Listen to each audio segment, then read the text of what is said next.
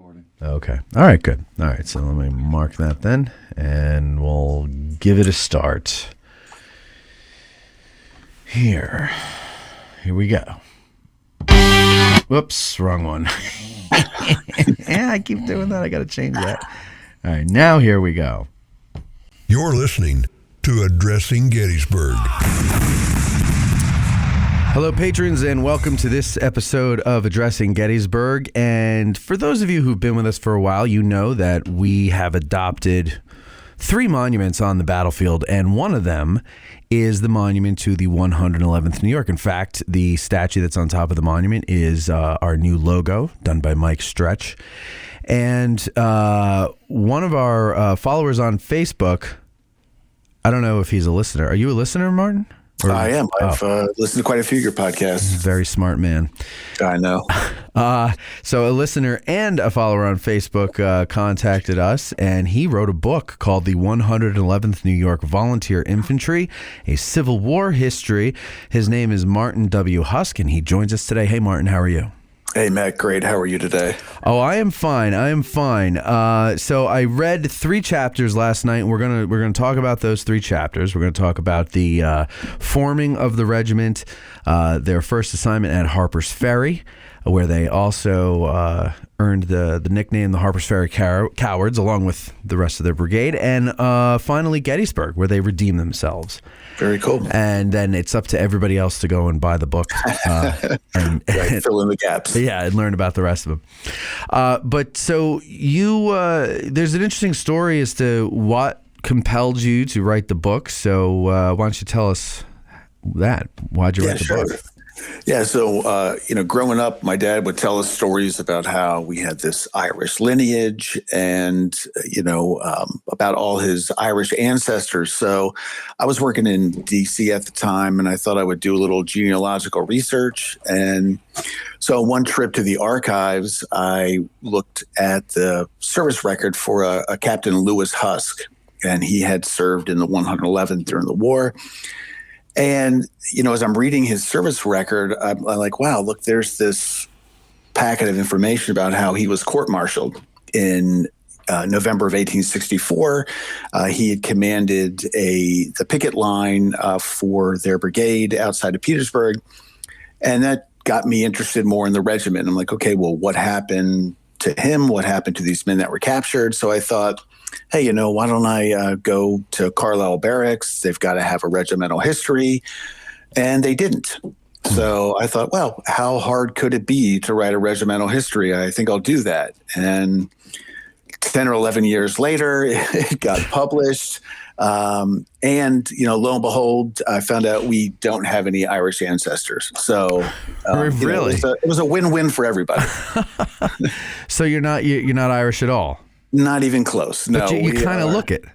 Well, thank you. Yeah, it's it's Dutch, English, and what else? English. Yeah. Okay. So, and so German, it's the English that I'm seeing. Yeah, pretty much so. Yeah. So you write the book. It took you 10 or 11 years to finish. Yeah, and most of that was just research, because that's the part I really like, is going looking at documents. And, there's always something else to find, another piece of information. Finally, my wife's like, look, you have to stop, and enough is enough. You're done. Let's be done. Right. And I was. So, the boss spoke, and the book was done. So we had Noah Andre Trudeau on a while ago, and we talked a lot about his process. So when 10 or 11 years, I hear that, like I write these narrative episodes for this, and I'm only on episode 3, and we just get to the battle on episode 3, and they take me about a year to complete from, research to final edit and all that for the recordings. And I'm just like, why did I start doing this in the first place? Because I don't have the attention span to do something for 10 or 11 years. But as I'm doing this, I'm like, this is probably going to take me 10 or 11 years to complete. So how do you keep yourself on track? It was difficult. That over that span of time, it was, 2 or 3 job changes, a couple of moves, 2 kids. So, trying to write on weekends, at night after work, trying to find time to go do research. A lot of the primary source material was in upstate New York. So traveling from Maryland to upstate New York or getting in touch with historical societies, it took a lot of time. The good thing about working in D.C. is I worked on the other side of the mall from the archives. So every day at lunch, I had a half an hour. So I'd run across the mall, I'd go and look at the records I requested the day before, put in some new requests and go back to work. And I did that every day for like a year and a half. That doesn't sound like enough time. It wasn't. Yeah. Yeah. Especially at the National Archives. I wouldn't want to, I think I would just lose my job because I would overstay my lunch. Yeah, there were a couple times where I was sneaking back into the building because, I was like a half hour to 45 minutes late coming back from lunch. So yeah, so you complete it and then you got to get it published. So was it hard finding a publisher?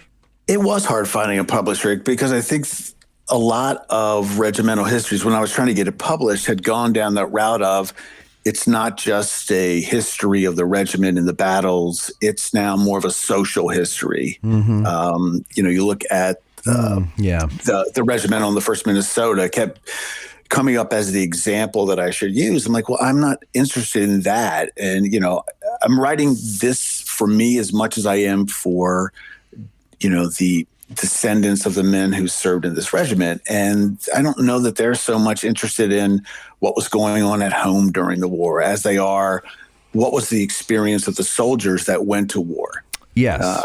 So that was difficult because that things had changed in the publishing world about what publishers felt readers wanted with a regimental.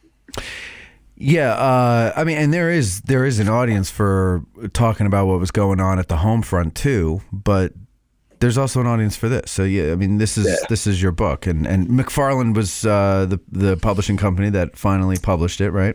They did, yeah. So they were pretty open to saying, yeah, we'll publish it, and it took a while to get to them, but yeah, they were really good to work with. All right. Well, so then let's start with Chapter 1, Answering the Call, it's called. Where was the regiment raised? Yeah, so they're from Wayne and Cayuga counties in upstate New York. So that is sort of west central between Rochester and Syracuse, the northern parts of both counties border Lake Ontario, and then the southern parts of Cayuga County are down near the Finger Lakes, sort of give you kind of geographical reference of where they're from. Okay. How are you saying that? Cayuga County? Cayuga County. Cayuga. I'm probably pronouncing it wrong. Cayuga. Yeah. Cayuga. Yeah, those names are kind of hard to pronounce. So what kind of men would go out and join up with the 111th New York? What walks of life are they all from? Yeah, I think if you look at it, it was sort of a snapshot, almost like every regiment. You had a lot of farmers because the nature of the geography, but you also had a lot of fishermen because of where they were with reference to Lake Ontario. Every tradesman, wagon makers, barrel makers, bookbinders, glass blowers. There were students, lawyers, doctors. One of the men was actually mining gold in California before the war broke out, and and then came back to join up. So yeah, just about any profession you can think of, that's where they were. And nationalities, the same thing, kind of ran the gamut. You could see a lot of the countries of their people that were immigrating, in the middle of the 19th century were represented. You had Lieutenant Colonel McDougall was obviously Scottish. You had a lot of English, French, Dutch, and probably predominantly most of them were born and raised in America. But again, you had a lot of foreign-born soldiers as well. And then you have a wide age range as well, too, right? A very wide, yeah. Colonel's So almost like 60 years old. Yeah, he was 58 years old when he joined. I'm not sure why he thought that would be a really great career choice for him at 58 to join up and go fight, but he did. That's duty. That's duty. Yeah, I guess so. Sense of duty. It's something. Yeah. Yeah, there were a couple other officers in their 50s. 71 soldiers were in their 40s. Wow. Out of the original, 1,042 that enlisted. And then most, like every regiment, were in that range between 18 and, early 30s. Right. And then 18 is always the official age of everybody that is actually under 18. Right, of course. So, right. So, well, you're 15, okay, but actually you're 18. Right. Right? Right. Yes, you're 18. Yeah, so because there were rumors that, some soldiers like Private Morris Welch was actually 14 when he enlisted. Wow. So, yeah, I think there were some that fell into that 15 to 17 age bracket. Yeah, I read that part about all the people over 40 and or in their 40s, and I was just like, how the hell did they do that? Like, I can't go for a walk around the block without needing to take a nap, and these guys are joining the infantry. Like, there was a different generation for sure. Yeah, I think it's it's that patriotic zeal meets reality at some point, and they're like, what the hell were we thinking? Yeah, well, right, and they do kind of. There are a few that desert pretty early on, right, when they realize after they leave. They begin to go down. Where are they going first? Baltimore? Is that where their first destination is? So that was their first destination, Baltimore. And they're slated to go join the Army of the Potomac, but when they get to Baltimore, orders are changed, and then they're rerouted to Harpers Ferry. And that's how they end up there. A fateful decision for them. Yes, it was. So how did they settle in when they get to Harpers Ferry? What is their task? What is their duty? They're part of the garrison there, I'm assuming, right?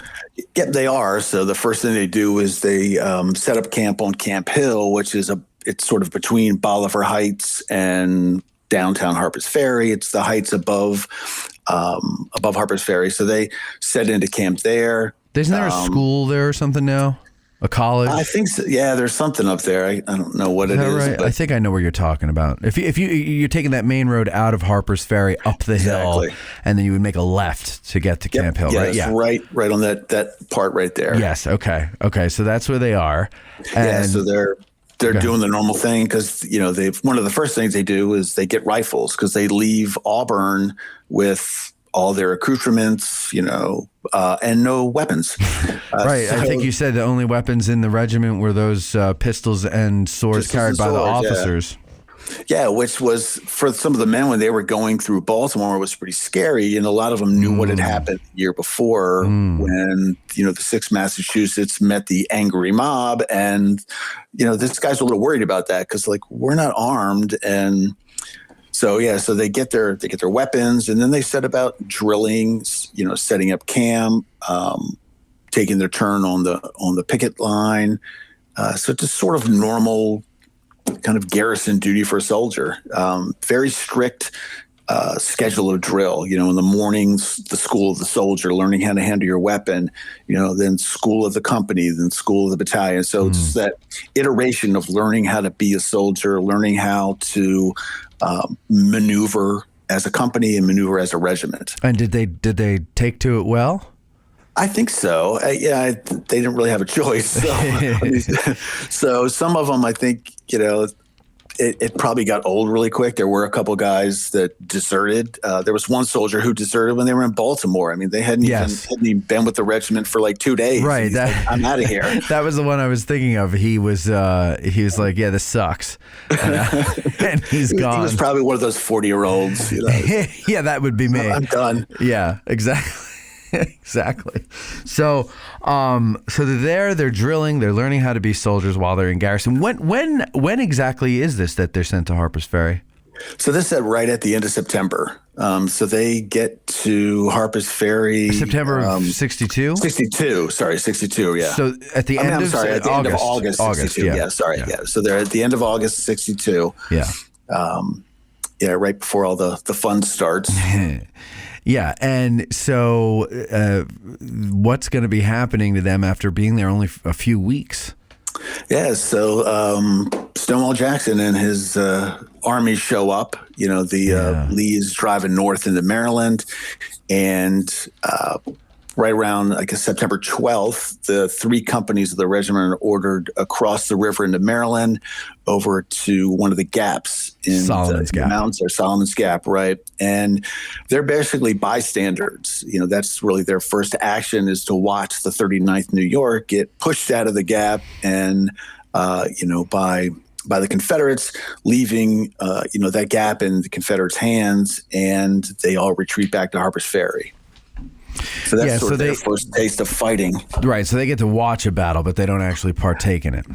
Yeah, that becomes a common theme with them, even up to Gettysburg, where it just seems like they're just going to watch the war go by. Yeah. So they go back to Harper's Ferry after the fight at Solomon's Gap, and then the Confederates start surrounding Harper's Ferry right after that, correct? Yeah, exactly. So, when Solomon's Gap falls, it gives the Confederates a way to move along up to Maryland Heights. They've captured Loudon Heights on the Shenandoah side of Harper's Ferry. They've occupied Schoolhouse Ridge, which is a ridge that runs between the Potomac and the Shenandoah. So now Harper's Ferry is surrounded. And, so on the 13th, that's when Maryland Heights fell again. The 111th is up on Bolivar Heights, listening to the fighting going on. Again, just watching. So their first real taste of combat happens on the 14th, and that's when the Confederates opened fire from Maryland Heights, from from Loudon Heights on the garrison, and bombard it like crazy. So this is their first time under any fire, really, and right, and it's being surrounded at Harper's Ferry and getting bombarded from anywhere that can reach them. Yeah, exactly. Yeah. How did they handle that? Not too well.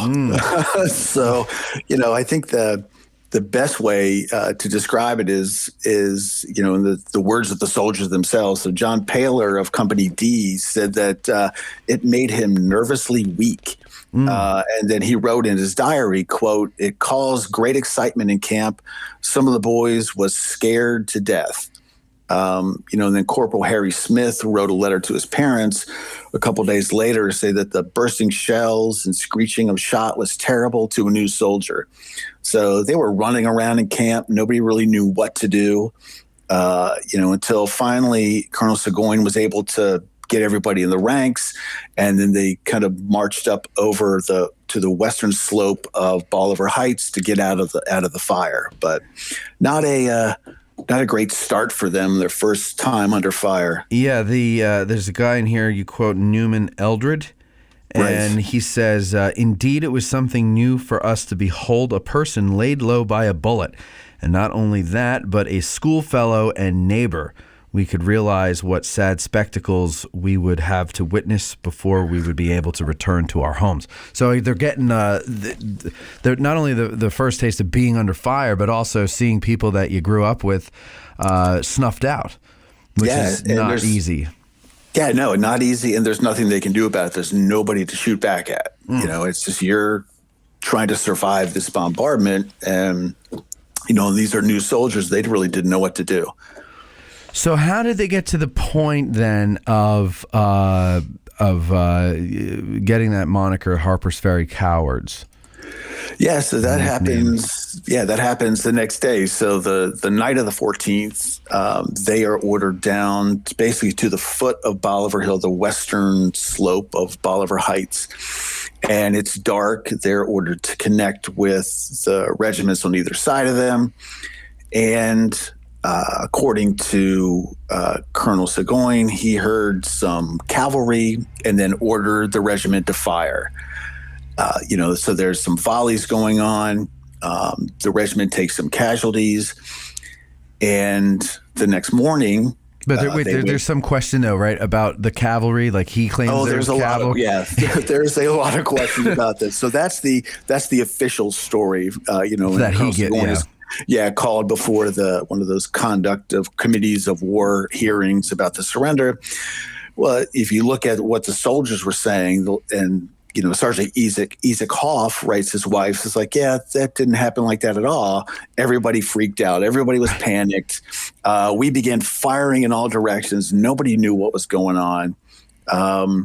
Newman Eldred said pretty much the same thing. He's like, we didn't know. We were just started firing at will. We didn't know anything about military drill.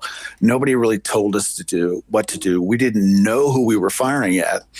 And Sergeant Isaac Hoff actually believed that in the darkness, their regiment got sort of out of formation and they caused their own casualties. They're firing on each other. They were firing on each other. And he firmly believed that there was I hate to use the word conspiracy, but conspiracy among the officers to come up with this story about Confederate cavalry. Like a cover up. They're trying to cover much so, it up. Yeah. I mean, because, who would want to say, yeah, we actually shot each other. Right. Yeah. Right. It sounds like a Mel Brooks movie. Yeah. So, early in the morning of the 15th, they wake up and the fields in front of them are just filled with infantry and artillery.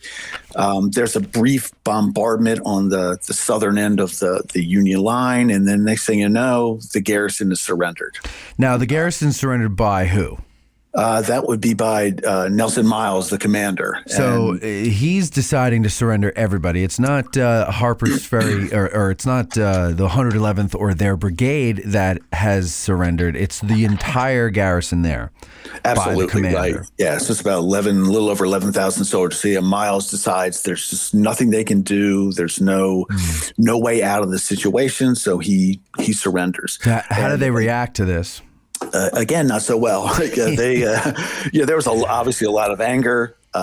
Captain Thompson from Company F says he's never seen so many men angry in one place at one time. Some soldiers were smashing their rifles against trees. Not a happy lot. I mean, most of them really thought that they were going to fight. They might not win, but at least they would fight and give themselves a fighting chance. What I thought was funny was that a lot of them went to the supply wagons and got as much food and stuff as they could handle. They did, yeah. The naivete thinking that the Confederates aren't going to take that from them is it's kind of cute. It's sort of like you tell a bunch of kids, go into the candy store, you can have anything you want, just stuff your pockets with it. And right. And then they come out of the candy store and there's the neighborhood bully and he's like, give me all your candy. Yeah, exactly. So while they're so how does this work then? The garrison is surrendered, so obviously the Confederates are going to be coming in. They're going to process these guys. Are they whisked away and taken down south somewhere, or what happens to them? No, they are actually paroled on the field. So the whole idea being, the Confederates didn't want to take 11,000 prisoners of war somewhere. So what they would do is they would officially parole them on the field and say, because you're a gentleman, you're going to agree not to fight again until you're exchanged for an equal number of soldiers on the other side. So you're on your word of honor. Exactly. Not to fight us again. Yeah, and the guys that were just stealing as much stuff as they could are now, men of honor. So yeah, right. So while they're sitting there waiting for the process and everything to take place and all that stuff, was it their colonel? Was it Seguin or was it Miles? I forget who it was that thought that maybe. Oh, damn it. And I can't remember who the Confederate general was that he was. That was Stonewall Jackson. No, below Jackson. It was somebody below Jackson. That was the guy that they were negotiating with. Was it Greg? Oh, yeah, it might have been Greg. They were negotiating the terms. The terms of their like what would happen. Yeah. Right. And they thought they'd get to go to a camp of instruction. And he said, well, I don't think that's a good idea for you to get trained so that when you come back into action, you're better. But and so they kind of decide that well, let's take a nap. We'll go to bed. We'll talk about it. We'll figure it out in the morning. In the morning, right? Yeah. So the morning came, and away the Union soldiers marched without coming to an agreement about what the terms of the parole were. So, yeah, you were talking about they sort of whisked themselves away. It's so crazy.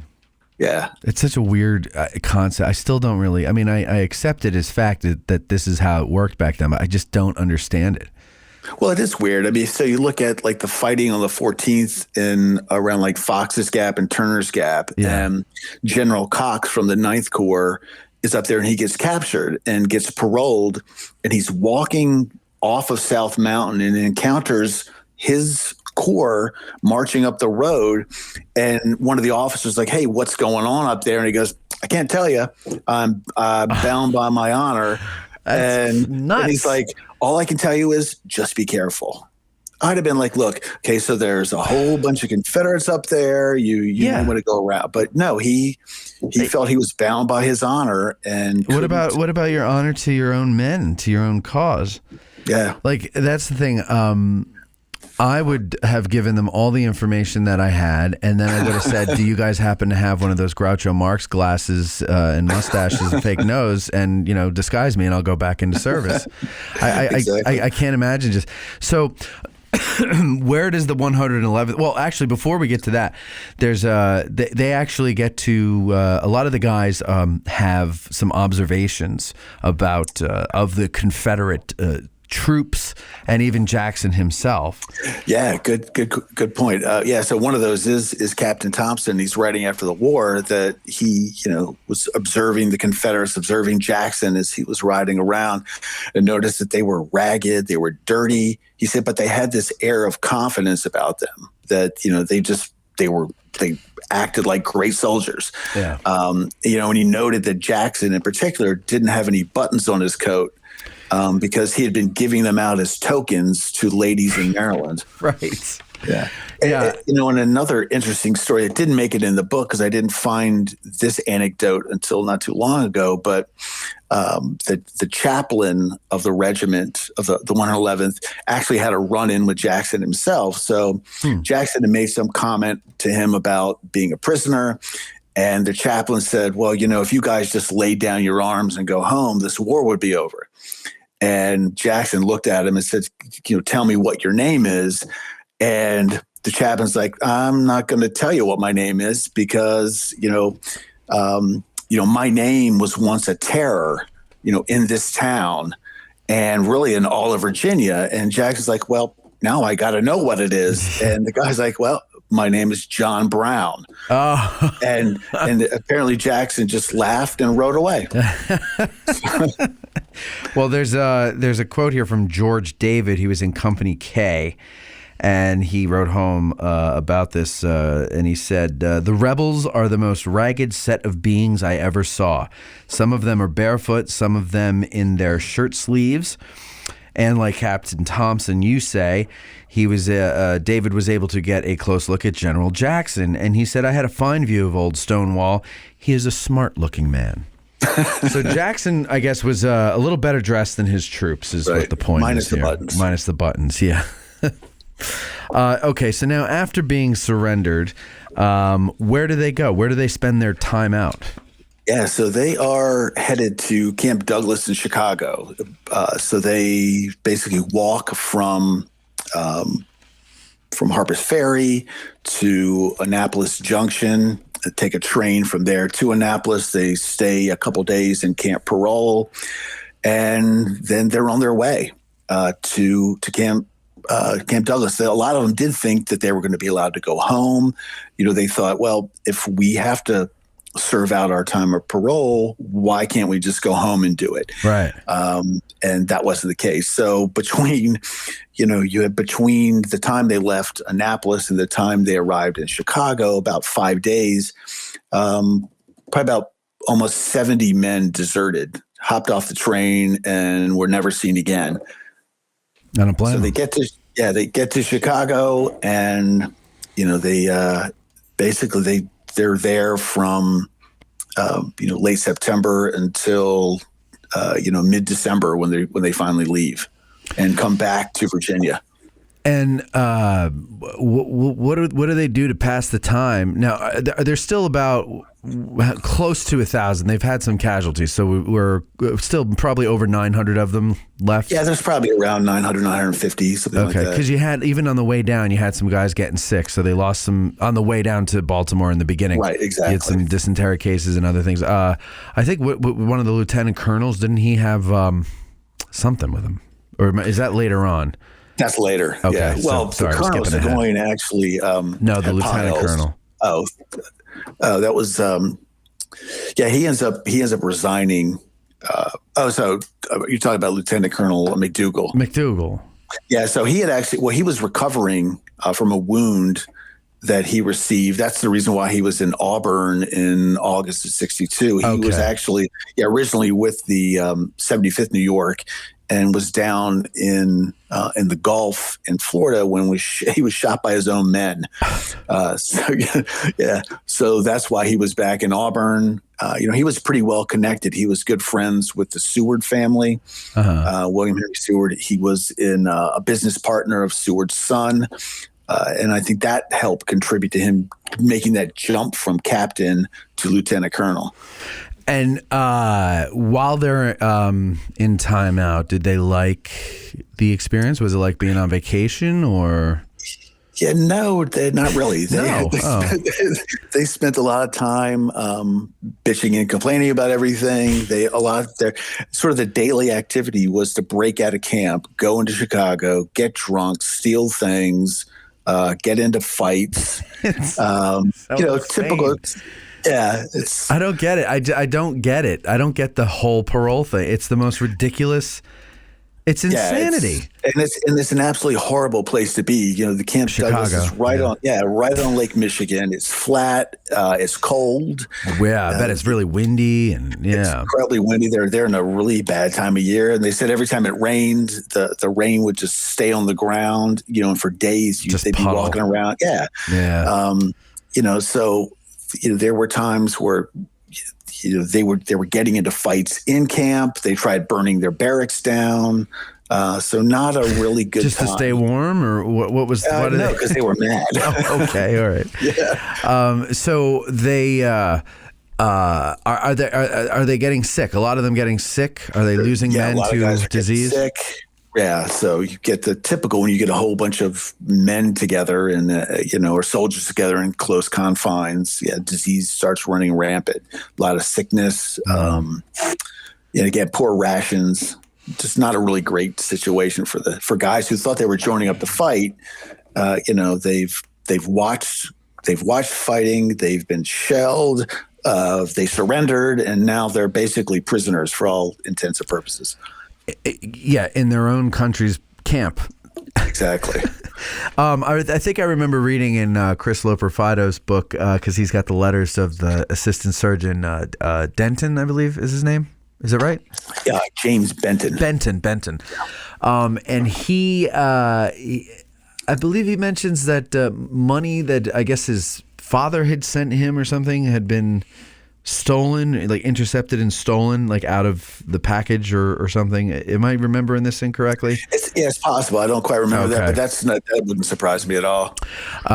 So get us then from this exercise in insanity here, this parole.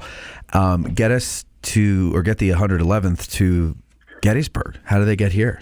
Yeah, so at the beginning of December, 62, they're back in Virginia. The new year comes. There's a huge reshuffle in the ranks. You've got Colonel Seguin resigns. A lot of the top company commanders resign. And, so Lieutenant Colonel McDougal becomes Colonel McDougal. And he is, for a 24-year-old, is a strict disciplinarian. I think he's seen, what the regiment has gone through and the lack of discipline that's really permeated the ranks. So he convenes boards for the officers. You've got to stand up and prove you know how to be an officer. If not, you're gone.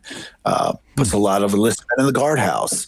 He would do stuff like beat the long roll in the middle of the night just to see how fast the regiment could come out and form up. So, they're outside of Centerville, and then along comes, General Alexander Hayes takes over command, and he's a lot like McDougal, a very strict disciplinarian. So not a lot of stuff for them is going on. They're on picket duty. They're getting probed every once in a while by the Confederates. Their lines are so not a lot of stuff's going on. Again, they're sitting out the war. There's fighting going on. Chancellorsville happens, in May, and again, nothing. So in early June, 2 companies from the regiment go on detached service. So companies B and C are deployed up to Accotink Creek, which is outside of Alexandria. They're there to guard the railroad. So about the middle of June, all of a sudden, all these dirty, ragged soldiers start showing up in Centerville, and it's the vanguard of the Army of the Potomac heading north. They don't hang around very long, and they're gone. And again, there's the 111th sitting around waiting for something to happen. So on the 24th, they finally get orders. You're joining the Army of the Potomac. The next day, they're become the nucleus of, with the 39th, the 125th, 126th New York, become the 3rd Brigade of the 3rd Division under Alexander Hayes. So, and then they're moving with the rest of the Army. They cross the Potomac. They have that wonderful day on the 29th where they march 30 miles from Monocacy up to Uniontown, Maryland. So they start that march with, probably about 470 men. And by the end of the day, they've got about 20 guys left with the colors. People are falling out everywhere. So they spend the 30th. It's kind of a day of rest. It's nice of the, a much needed day of rest. Off, right. After 30 days hike. And, so by that time, the ranks swell back up to about 390 men. And there's some men that are just never going to rejoin the regiment again. So they're from that 390, that was the muster roll that was taken that day. But, other men were sent on detached duty. So they've got about 350 fighting men out of 8 companies that they're going to take into Gettysburg. Where are those other 2 companies? They're still back in Virginia on detached duty. So when the regiment moves out, they don't rejoin them, and they won't rejoin the regiment until next May of 1864, right before the overland. Yeah, so they miss Gettysburg, they miss Bristow Station, they miss Mine Run, they miss all the biggies. They miss all the fun, yeah. Yeah, exactly. What's their detached duty? They're just guarding a railroad bridge. That's it. Yeah, sounds like fun. When they get to the area, they pull off the Tauntontown Road. I think they camp around the little round top somewhere. Right. And this stuck out at me, so I marked it in the book here. Sometime during the night, First Sergeant James Allen of Company H tried to commit suicide by shooting himself in the chest with a pistol. Instead of inflicting a mortal wound, the ball glanced off a rib and passed around his body before exiting his back. So, I don't know, that just stuck out for some reason, and I just thought I'd mention it here for the audience because it's a miserable experience for people. Yeah, he really didn't want to fight. No, he really didn't. And he failed at trying to kill himself. Did he eventually die? No, he did not. Actually, near the end of the war, he was given a commission, I think, of the 9th New York Heavy Artillery. So there you go. Shoot yourself, miss the battle, and become an officer. Fail up. Yes. Okay, so the battle is, they arrive on the night of the 1st, correct? Yeah. So they're not there for the first day's fighting. They're part of the 2nd Corps. They're in Willard's Brigade, in case those of you don't know this already, but they're in Willard's Brigade. And what is their first assignment here at Gettysburg? What do they do? Yeah, so the first thing they do, so they arrive on the field the morning of the 2nd. They head up, north up the Tauntontown Road, pass, the widow Leicester's house, and they kind of file off the road left side of the road and take a position on the backside of Cemetery Ridge, to the east of Ziegler's Grove. And so they get in position. The first thing that happens is there's a couple companies that are sent off on skirmish duty. So they are pushed out to the west side of Emmitsburg Pike, out in the fields between the Emmitsburg Road and Seminary Ridge. There's the Bliss Farm out there. So there's kind of a pretty significant contest going on between Union skirmishers and Confederate skirmishers, and that lasts pretty much the day. So they're basically on that morning taking their turns on the skirmish line. Various companies are going and then being relieved by other companies. Right, they're filtering companies in and out from different regiments and stuff. Then later on in the day, there's some fighting going on down on the south end of the field against Sickles' Third Corps. Do they take part in that, or are they just kind of hanging out up by the Bryant? They're hanging out, yeah. So they're again, all this fighting's going on down south of them. It kicks off around 4:00. The Confederates are rolling up the Union line around the Peach Orchard, around the Trossel Farm.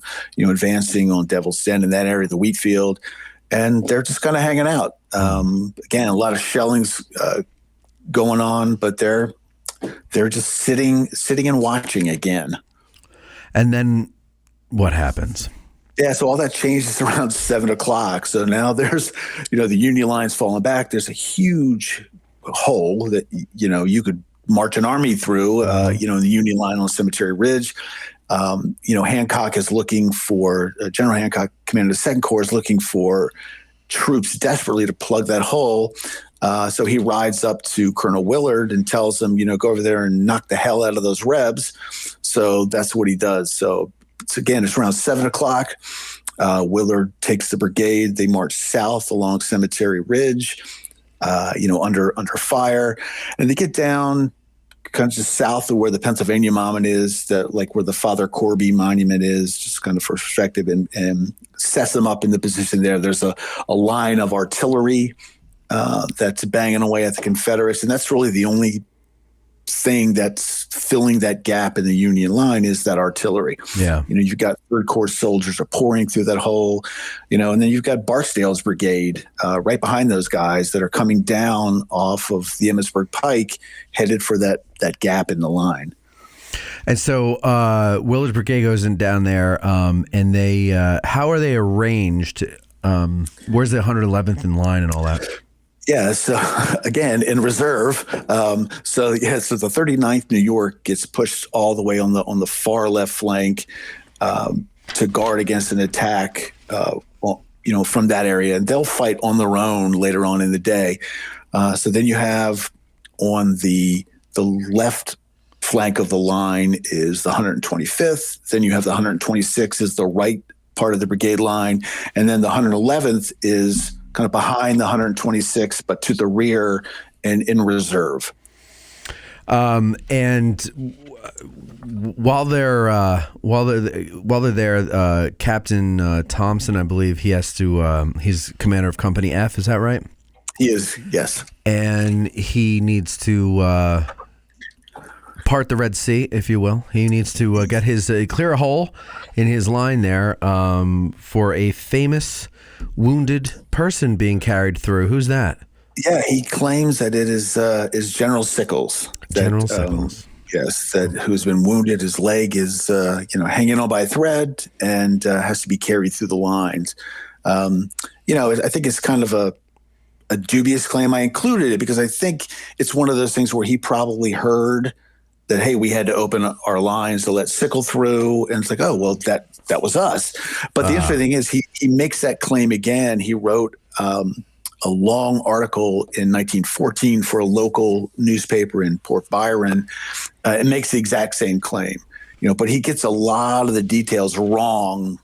In the story that he wrote that I used for the book, a lot of his details are spot on, but in this article he wrote in 1914, he's mixing up days and who did what. So, I don't doubt that somebody was carried on a stretcher through, but it's I'm not so sure now that it was actually Sickles.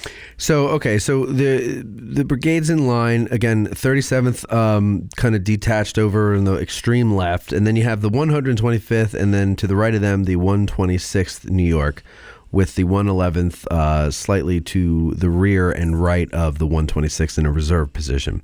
So Barksdale is coming through. He's getting into that thicket down there by Plum Run. And the 125th, and go ahead.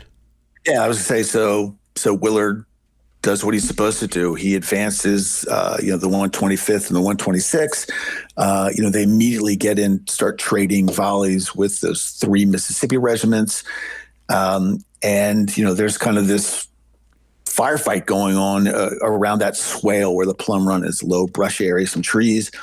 So not long after, Colonel Willard rides up to Colonel McDougal, and it's like, you need to get into the fight now, because on the left flank of Barksdale is Wilcox's Alabama Brigade. They are now coming across the Emmitsburg Pike and headed again in that area where there's no Union reinforcements. And that's where the 1st Minnesota comes in and charges against Wilcox. But so McDougal gets his men in line. They move a little bit by the right flank, and then they front, and he has them run at the double quick to try to catch up with the rest of the brigade. Advances, through that, kind of around the swale, and then begins to fight with Barksdale's regiments. So, how do they? Is this the 111th's first time in a real fight, not just being bombarded at Harpers Ferry, but like an actual, an organized battle? A big boy fight. Yeah, it really is. Yeah. It's the first time that they've been in line of battle, and they've been trading shots with an enemy that they can see, and fixed bayonets and everything. It's the real deal for them. How do they do? I think they did exceptionally well. For a regiment, again, like you point out, it had not been tested. They had a lot to prove. Again, they've sat out a lot of the war. They've watched things happen, and this is their chance to prove themselves. So they're moving forward with the 125th and 126th. They're all screaming, remember Harpers Ferry, as they're charging, and they smack right into those Mississippi regiments to begin to push them back. And so the 111th is advancing west. They're going up that little slope up towards the Emmitsburg Pike, and all of a sudden those three regiments are kind of out there on their own. There's no support on their right. There's no support on their left. They drive Barksdale back to the west side of the Emmitsburg Road, and now they're taking artillery fire from the Peach Orchard, from Confederate batteries on the other side of the Emmitsburg Road, and just horrific casualties. So the 111th not only has to contend with Barksdale, to their front and artillery fire, but they actually engage the rightmost regiment of Wilcox's brigade as they brush past them, moving forward. Because they're not only taking musketry, but they're taking shot and shell from Confederate artillery up on the Emmitsburg Road. Absolutely. Yeah. So it's the color bearers keep going down as well. They lose a good handful of them. It's amazing to me the number of. I got it right here. You want me to read it? Yeah, please do. All right, so Chaplain Brown recalled that in that charge, the first color bearer fell wounded and passed the flag on to someone else.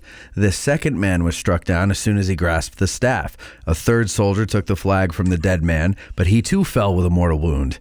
A fourth bearer took the flag and bore it aloft for the rest of the day. So they made it 4. But then you go in a little further. You say one of those color bearers was Sergeant Judson Hicks, carrying the national colors. He was riddled with bullets, shot once in the head and twice through the body, and died instantly. No sooner had the colors dipped to the ground when Corporal Payson Derby of Company G reached out, grabbed the staff, and raised the flag high into the air. But Derby, too, paid the ultimate price, and he was struck down with a mortal wound. Some of the members of Company A tried to retrieve Hicks's body, but all attempts failed due to the heavy volume of enemy fire. Color Sergeant William Hart, carrying the regimental colors, shot in the right leg, a wound that would require amputation. Another member of the color guard, Corporal Edward Riley, received a mortal wound when he was shot in the stomach. I would not want to be the guy carrying the colors. Yeah, you were talking about the whole concept of being paroled in the field. It did make sense. I mean, this is one of the things that I get it. You don't want your colors to touch the ground, but at some point you got to know, if I touch them, I'm going to get shot. Yes. I know. It's amazing that they would just instinctively, it sounds like in the process of the first guy going down, somebody sees it and just drops his gun and reaches for the staff of the flag and goes on, and then boom, boom, he's down, and it keeps on going. Yeah, I'm going to pretend I don't have hands at that point. They shot my arms off. Yeah, I know. It's just amazing the amount of. It's just hard. It's very hard for me to imagine. That's why I'm so fascinated with this stuff, because I've never done this, and I don't think I ever could. And it's amazing to read about people who do. So Willard is still alive. The brigade actually pushes Barksdale. They get basically up to the Emmitsburg Road. Pretty close, yeah. There's a marker right behind the Klingel farm, right on Sickles Avenue. That sort of marks about where their furthest advance was. So yeah, they're pretty close to the Emmitsburg Road at that point. Yeah, and then McDougal too. He's unhorsed several times. He is, yeah. At some point, again, I've been shot off my horse once. I've been shot off my horse twice. Why am I getting on horses? And who's walking around with all these horses for me? What is he taking them from staff members? How? I mean, look here. I'll read it to you. Hey, can I borrow your horse? Yeah, right. Tony, get off the horse. It's mine now. Colonel McDougal was riding at the head of the regiment. Well, this is another thing. Why are you riding at the head of a regiment when people are shooting at you? You're a target. When his horse was shot from under him, he fell hard to the ground, but quickly mounted another horse. A few moments later, McDougal again was thrown from the saddle as his second horse went down. Mounted for the third time, the colonel continued to lead the regiment forward. Sometime during the charge, Henry Gifford of Company K lost his hat. This is an important detail. Yeah. He lost his hat. He was 19 years old. He was from Cayuga County, or Cayuga Lake Academy, and he was remembered fondly by his comrades. He fought, quote, bareheaded and faced blackened with powder, cool as a veteran. That's a nice tribute to the youngster. But yeah, so it's pretty nuts. So anyway, they get up there around the Emmitsburg Road, and then they finally kind of halt, right? Yeah, they halt. They've done what they're supposed to do. They've sort of stabilized that part of the line, but they're losing, men at a horrible rate. And again, there's no support on either side of them. So, Willard orders the brigade to basically turn around and head back to where he gets orders to return the brigade to where their original position. So now this is going to be a bit of a problem in a little bit, but am I right in the timeline? Is it at this point when most of Barksdale's brigade is pushed back, but right. The errant 21st Mississippi is coming in from the Trossel farm at a kind of sort of an oblique angle, I guess, and they're going right for Malbone Watson's battery, and they take it. And the 39th countercharges and retakes the battery. Right. Yeah. So that's their role in the battle. Yeah. And again, the 39th fights pretty much by themselves. Yeah. In retaking Watson's battery. So now Willard orders the brigade to return to their original position. Right. But then what happens to Willard? Willard loses his head, literally. So that's funny, but we're laughing at the the joke. Right. So they're moving back through the swale, still under artillery fire. A round goes off, and a piece of shell basically takes off the side of his face and most of his head, and he's dead. And then command passes to Colonel Sherrill of the 126th New York. So Sherrill, who had received orders from Willard to return to the original position. Right.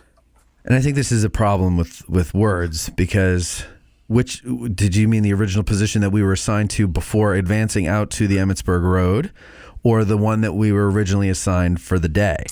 Exactly. And I think Cheryl interprets that as for the day. Right. But we don't know what Willard really meant. Right.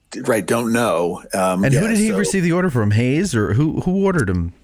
I believe Hayes ordered Willard to return to their original position. Okay. And that order was then passed from Willard to Cheryl. Like you say, Cheryl interpreted that as, the position I was in before the charge was over, back at the, on Cemetery Ridge by the Ziegler Orchard. Mm-hmm. So that's where I'm going. Not at all, apparently, what was intended. Right. And because along the way, I believe first Hancock comes up to McDougal and says, "Where the hell are you going?" And yes. McDougal's like, "Oh no, Cheryl told me." And and he goes over to Cheryl and then curses a blue streak and puts him under arrest. Yes. And then all of a sudden McDougal's in charge of the brigade. Right. And Cheryl's like, "Well, that's what Willard told me." "Well, where's Willard?" "Well, he lost his head." Yeah. So he's under arrest and now, what's that? Willard's all over the place at this point. Yeah. Oh, geez. Yeah. So McDougal's now in command, and where does he go? He goes back to where the regiment was right before they charged. So back down Cemetery Ridge, right behind McGilvery's artillery there. Yeah. Exactly. Okay. So they're by the PA Memorial, basically, in that region. Correct. A little south of that. So, okay. So that's where they go. Now, do they stay there for the rest of the battle, or? No. So it's not long after that somebody comes along and goes, "Okay, now what we really want you to do is go back to Cemetery Ridge to Ziegler's Grove." So right. Yet Cheryl is still under arrest for a while. Cheryl's under arrest, which, he sees that as a huge stain on his record because of what happened to the 126 on Maryland Heights. He saw that as a black mark, and now this second stain on his reputation of being arrested during a battle for not following orders that, in his mind were pretty not clear. He was following orders, and he made the case. He made the case, and Hancock was just a jerk. Hancock, yeah, he was just a Hancock. All right, so they're back up there. It's now dark. Are they getting any good sleep at this point? Not really, no. So, there's still nothing to eat, nothing to drink. The regiment is sending details out into the field to find their dead and their wounded. Sort of Chaplain Brown does a lot of great work where he spends pretty much all night trying to find as many of the men from the regiment as they can. Other men are taking their turn on the skirmish line back out in the fields on the other side of the Emmitsburg Road. Just as some men are getting some sleep, fighting flares up on Culp's Hill.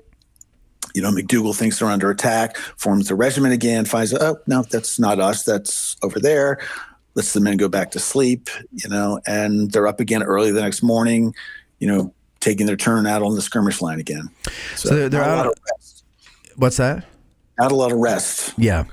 They're out on the Bliss Farm for a while. Well, some of them are, not all of them. They're going out on the Bliss Farm. Tell us about Sergeant Hitchcock and Hayes' mission for him. Yeah, interesting story. So the fighting flares up around the Bliss Barn, and I think Hayes at this point has had enough of that farm changing hands back and forth. So he orders the barn and the farmhouse and the barn to be taken. So we need to take it. And it is. So then Hayes rides up to Colonel McDougal and says, "I need a volunteer to carry some orders out to the commander of the skirmish line." Charles Hitchcock volunteers, and those orders are go out and burn the house and the barn, and then tell the commander of the skirmish line to stop firing, and then move your men back to a certain spot in the field and wait for further orders. So Hitchcock, under fire, runs past the Bryan farm, crosses the Emmitsburg Road, runs out into that field, and does what he's supposed to do. He, according to him, lights the buildings on fire, conveys the orders, and turns around and runs back to the regimental position. And it's almost back when he runs into Hayes and says, "Sir, I've carried out my orders." And Hayes goes, "Well, I can see that the buildings are on fire, but you didn't wait to make sure that the troops out there were in the position where they're supposed to be. So now I need you to go back, run back out into that field and tell them to get in position. And then while you're there, why don't you just stay there? It'll be safer than, running back and forth across the field. So Hitchcock does. He runs back, conveys the order, stays for about an hour, and goes, you know what? I don't want to be here anymore. And then again, under fire, runs back to his regiment. So, yeah, it kind of, and an interesting side note to that story, and I didn't find this out until years later, that he had written a letter to, when Batchelder was collecting doing all his research around the monuments, and Hitchcock wrote a story, kind of what his involvement was in the war. And it wasn't until in 1909 that at a veterans reunion that some of the veterans were really upset that he actually didn't get any credit for what he had done. So Hitchcock did get recommended by General Hayes for promotion to second lieutenant, which he did receive. But, you go to Gettysburg today, you see there's a monument out there to the 14th Connecticut, to the 1st Delaware, to the 12th New Jersey, but nothing about the 111 New York and the role that Hitchcock played. Out at the Bliss Farm, you're saying? At the Bliss Farm, correct, right. So in 1912, General Hayes' aide, Lieutenant David Shields, was there. He was invited to the reunion, and he was actually really upset that Hitchcock hadn't been given any credit for his role, because he had been to Gettysburg recently and he had seen some of the monuments along the line by the Bryan farm, and one of them had a picture of troops burning, and fighting at the Bliss farm. And he said, it made me so mad to see the pictured lie that I didn't want to read how they lied. He was so upset by the picture. He's like, I can't even read the monument. And he was actually really upset at not only the veterans of the 111, but at Hitchcock's family for not doing enough so that he would get credit. Wow. So yeah, interesting sort of continuation of that story. It didn't end at Gettysburg. It didn't end until, 1912. Huh. Yeah, I mean, it is because you always hear the story and you just hear that Hayes ordered it burned. Right. But you don't hear the story. And I like the detail of, first of all, Hayes goes to McDougal, right? And he wants a volunteer. Exactly. So McDougal calls for volunteers. Nobody stands up. He calls for the second time. Nobody stands up. So Hitchcock's like, fine, I'll do it. And he stands up, and then Hayes gives him his instructions. And the first thing he does is he goes scrounging for a handful of matches and paper. So It's not like if you were to see the scene in a movie, they would have him run out there with some kind of torch or something, like, you know what I mean? Like it would, or just like a lantern. He would have a lantern and he would just throw it and the oil would spill and catch fire or whatever. But he went out there with paper and matches. Yeah, or he'd be running across with some giant wooden torch like it was the Olympic flame. Yeah, and he didn't run across. He crawled. Yeah, a lot of it he did because he was under fire. He didn't want to get shot, so he crawled. Right. And that's, it's not terribly far. What would you say, like 3/4 of a mile, maybe half a mile? Yeah, maybe. Something like that. I mean, you could walk out there from the 111th position to the Bliss Farm, but try crawling. Yeah. I wouldn't want to crawl through that. Yeah, and you're right, because Hitchcock probably is like, he's going to pick me anyway. I might as well volunteer, because Hitchcock had gotten in trouble early in the war. So when they left Auburn and they're headed to Baltimore, they were on some old barges going down the Hudson River. And apparently he had gotten a hold of some liquor. Oh, yeah. And got drunk and then threatened to beat the crap out of Colonel Seguin, grabbed him. Tried to choke him, right? Right. Yeah. And then he was busted from corporal to private. So he probably figured, like, you're going to pick me for this mission anyway. I've got a reputation. I might as well volunteer. Right. And obviously he's working his way back up because now he's a sergeant. So right, exactly. Does he get promoted beyond sergeant after this? He does, yeah. So that the promotion that Hayes actually writes the governor of New York and says, hey, here's what this Sergeant Hitchcock did. I think it merits a promotion to second lieutenant. Wow. Good for him. Yes, the governor of New York intervenes, and Hitchcock gets a promotion to second lieutenant. See, with great risk comes great reward. Yeah. Okay, so let's see, the morning goes on, the fighting at Culp's Hill dies down. They're moved back to the Taneytown Road, along the Taneytown Road for a while. Why? They never really leave that. So that's where the skirmishers are going out. That's sort of their position for most of the battle. It isn't until the bombardment starts that the whole regiment is moved up. So in other words, so they've got some skirmishers out like in the Bliss Farm area, but the line now, like where the monument is, they weren't just sitting there all the time, but that was their zone, right? Like correct, right. So that was so the regiment is back on the sort of the east slope of Cemetery Ridge. They use the lane that runs alongside the Bryan barn down to the Emerson Road is where the pickets would go in and out from duty. So the pickets are coming off the line, they'd come back and they'd muster right there by the barn, and then they'd go back and join the regiment. And then that's where pickets headed out to the Bliss Farm would travel down the lane, cross Amherstburg Pike, and go that way. That lane is no longer there, but I mean, you can kind of see where it was. But for those of you wondering what he's talking about, it's not there now so clearly. But if you're looking at the barn from Hancock Avenue, it would be to the right of the barn. Correct. So McDougal and someone are talking. Captain Thompson, that's right. They're talking back near the Taneytown Road when the bombardment starts. Yeah, so they're just having by all accounts, a pleasant little conversation, probably trying to figure out where they can get some food. Right. Because they found some coffee, and some of the guys were real excited about that. Yeah, up until when it blew up. Right. Right. So what happened with that? Yeah, so the bombardment starts. Confederates are shelling. It's landing in the camp. Captain Thompson looks over and he sees one group of coffee boilers actually blown to bits. They score a direct hit on those guys. Everybody just hunkers down and obviously scared to death. And McDougal basically says, we can't stay here. We need to get to our men. So about that time, Lieutenant Shields, who's Hayes' aide, comes up and says, you need to move your regiment up to the other side of Cemetery Hill or Cemetery Ridge.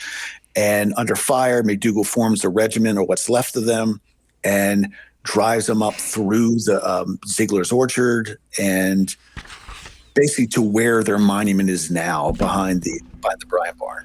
Right. So as they're going, I have a couple of quotes marked here from the book here. Let me see here as you describe it. One part, Colonel McDougal watched as men were literally torn to atoms by shot and shell right before his eyes. And then later on, I believe this is Eldred, he writes, it seemed to me that the heavens were on fire. Excuse me. Pieces of shell and different missiles that shells are loaded with were thick as hailstones.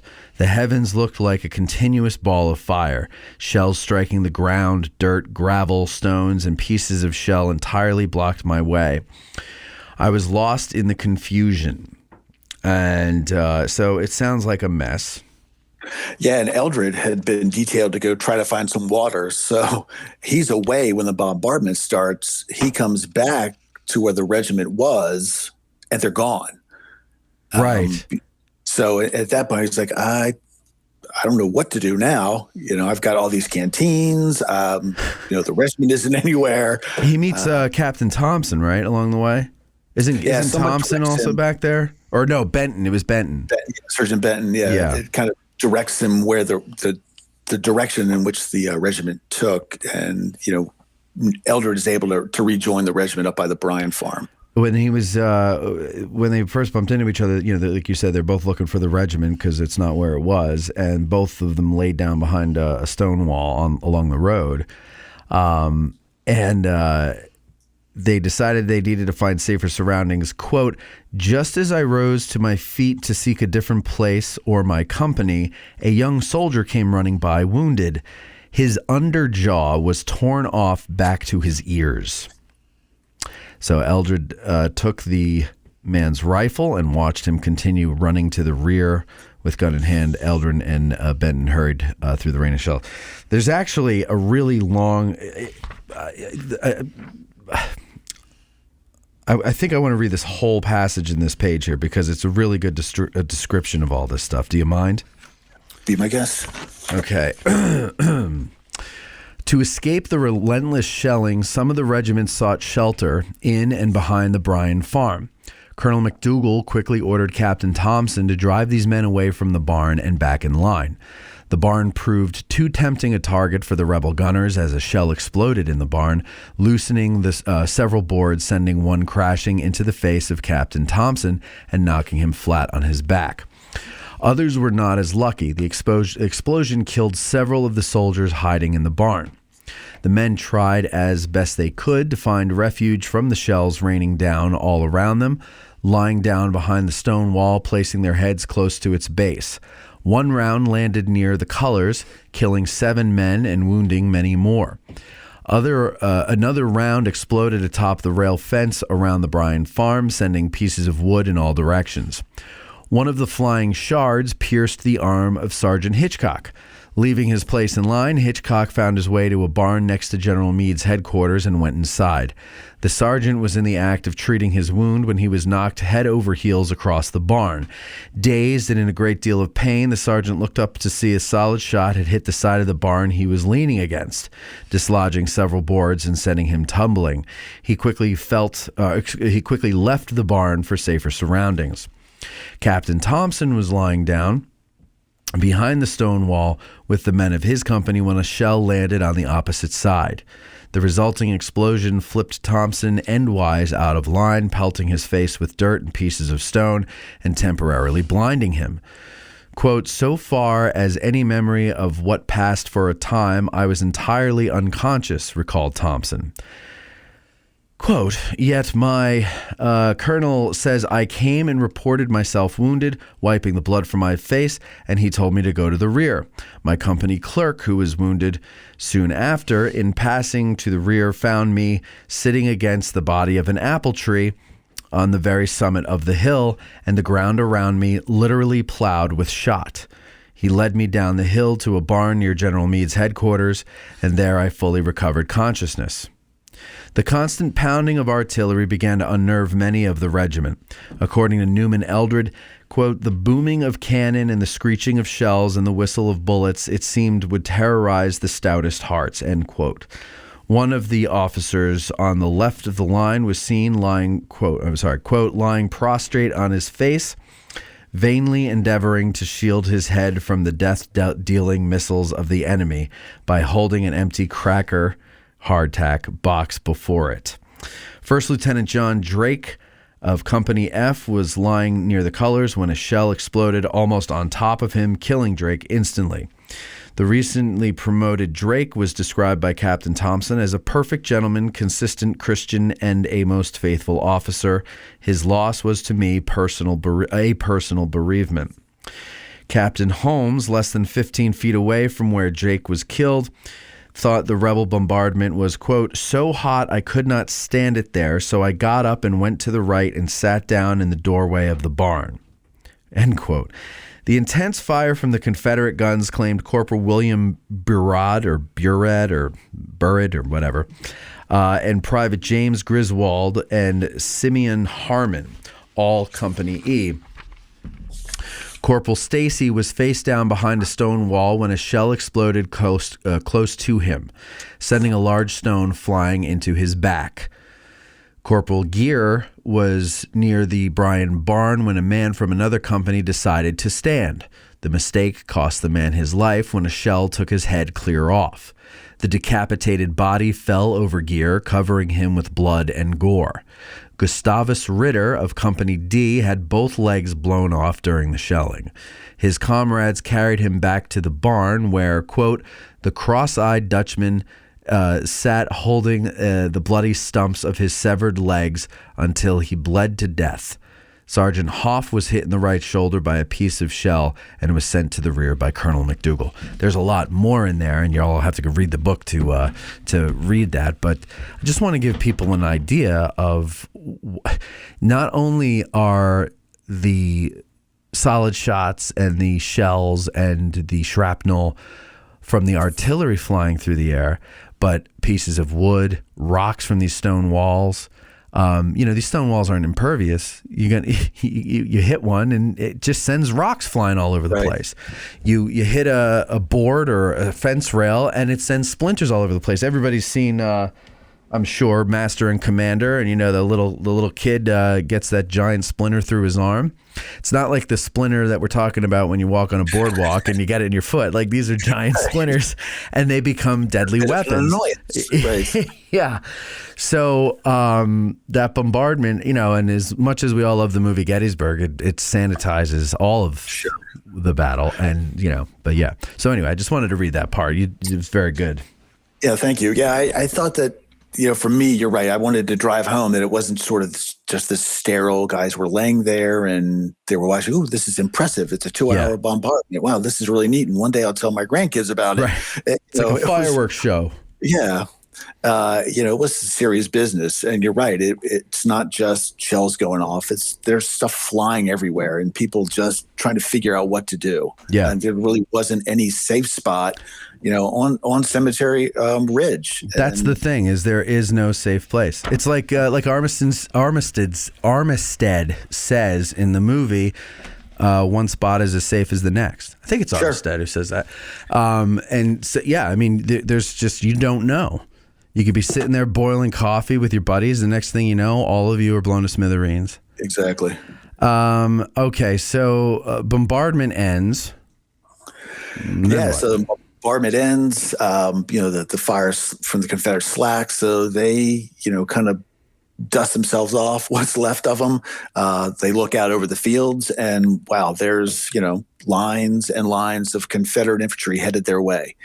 And, so they're ordered just to continue to lay there, weapons loaded, and wait. And the Confederates keep getting closer and closer. So it isn't until that first line in their front, which is Davis's Confederate brigade, hits the Emmitsburg Road, that they're ordered to stand in fire. So as the Confederates are trying to get across that rail fence, that's when the Union line sort of erupts in fire. And they're, just firing at will at that point, and fire as much as they can. So and what's interesting is that the left of the 111 sort of overlaps the back of the 12th New Jersey. Mm-hmm. And then it kind of continues past the Bryan barn and to where that lane we were talking about before it used to be. And that's where the right of the regiment ends. So they're firing and firing. Confederates are coming, advancing. Some of them, can't stand the fire. They turn around and run. Others try to hide in the barn, or others try to take cover behind the barn and shoot. Some of them get pretty close to the stone wall and decide, they don't want to try to run that gauntlet to the rear. So a lot of them surrender. So, not long after Davis's brigade sort of melts away, here comes Lane's North Carolina brigade. Right behind them. Same thing happens to them. When Pickett's charge is repulsed, there's a lot of battle flags, Confederate battle flags that have been captured, and there's a famous scene of Hayes dragging the flag in front of his division, and as he as he passes the Harpers Ferry Cowards, he yells out, "So we wipe out Harpers Ferry." Yeah, exactly. So he's dragging the colors of the 28th North Carolina, in the dirt behind him as he rides along the line. And it just so happens that one of the honors painted on that battle flag is Harpers Ferry. So I think for the men, this was real vindication that they have cleared their record. They have now proven themselves as soldiers, and they're no longer the Harpers Ferry Cowards. So not only does the whole Corps get to yell Fredericksburg for the reversal of the Fredericksburg battle there and what they had to go through, but also now the Harpers Ferry Cowards literally have met someone that captured them at Harpers Ferry, and yeah. So it's I can imagine, as the rest of the Second Corps is yelling Harpers Ferry and the Fredericksburg Willard's brigades are yelling Harpers Ferry. The guys are going, what? Where is that? Yeah. Never heard of that. What happened there? Right. What exactly? It's like, wait a sec, Fredericksburg's bigger than that. Yeah. All right. So briefly, because we want people to buy your book. So briefly, what do they go through for the rest of the war? Yeah. So, what's left? I think it's before we do that, one thing's important to understand, again, taking about 350 men into the battle, and over 2 days of fighting, they lose 246 men to casualties. So that's 70% casualties. It's just amazing. So they, march away from Gettysburg. They stay with the Second Corps for the remainder of the war. They take part in the Bristow Station campaign in October, Mine Run that December. And again, it isn't until May of 1864, right before the start of the Overland Campaign, that companies B and C rejoin the regiment. So, they're in every major fight in the Overland Campaign. They take part in all the fighting around Petersburg. They actually lose their colors at Reams Station in August of 1864. And then by the end of the war, McDougall is a brigadier general in charge of the brigade, and Lewis Husk, who was the original captain of Company G, is the colonel in charge of the regiment. They're mustered out in June of 65, and they go back to New York. And I recently discovered a picture in a newspaper of the regiment the day that they mustered out of service. There in Auburn, where they mustered into service 2 years previous or 3 years previous. And there's only 134 men in the ranks who mustered in with the regiment in August of 62 that are still in the ranks, 3 years later. So now that doesn't, of course, mean that all of them are dead. No. It just means they're not all in the ranks. Not all there. Probably, and some of them happily not there. Yeah. I mean, but that is something, though, if you think they started out with over 1,000, and, by the time of Gettysburg, they're not even in the service for a year, but they've lost 700 or so. Yeah. It's amazing. Oh, and then there's two, okay, so maybe not exactly that much, because two companies are on detached service, but still, they lost a lot. Yeah. Especially, it's not battles that are doing it. It's disease and other things. Sickness, desertion, right? Yeah, you've got some guys who go through the war and they're like bullet magnets, who get shot 2 or 3 times, and then you got one guy, Thomas Grinnell, who serves the entire war and he was there in every battle, never wounded once. That's amazing. I think he maybe was pushing people in front of him or something. I'm not sure how he did that. Yeah, or like on the way to the line, he would like stub his toe and be like, I gotta go. Yeah. I left my wallet back. I left the curling iron on. I got to go back. Yeah. I think I left my iron on. The name of the book is The 111th New York Volunteer Infantry. It's by Martin W. Husk. It's available at addressinggettysburg.com/books with all the other books from the guests that we've had. I really do recommend that you get a hold of this book, because it's a really good read. And you know what? I think when I win one of those like $500 million lottery tickets, I'm going to make my own movie or series about a regiment in the Civil War, and I think this might be one of them, or because it's an interesting story. I like the whole idea of you're finally out there in the field, and in less than a month you get captured, and then you got to sit in a camp that belongs to your own army, and as if it's just so weird that nobody would believe it. So it's like, and then you finally come back out, and your first big battle is Gettysburg. Yeah, that's you think that, like, could we maybe ease into it a little bit, Yeah, exactly. But anyway, I wish you a lot of luck with the book. I mean, it's been out since what, 2010, right? It has been, right. Well, now things are going to explode. That's what I'm hoping. Because you've been on this show.